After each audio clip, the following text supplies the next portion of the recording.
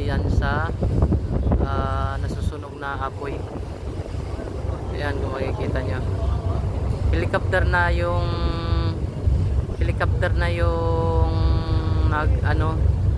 tumulong dahil hindi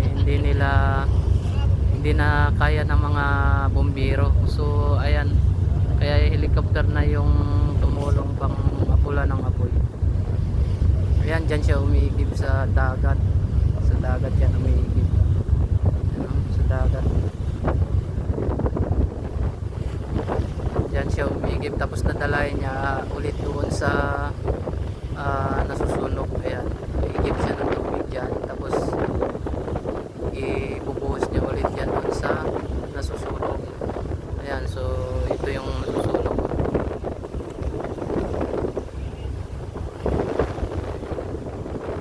Ayan, helicopter.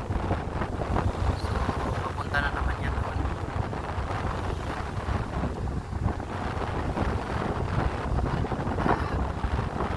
Ayan, so papunta na naman siya doon sa nasusunog. Ayan.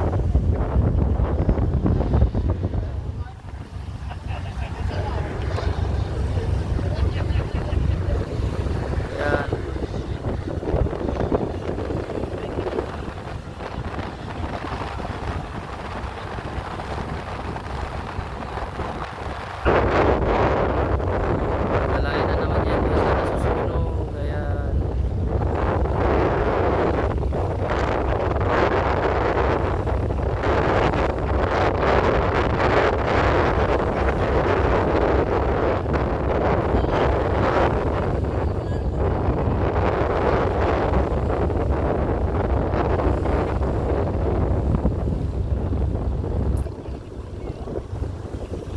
Yan o, yung nasusunog.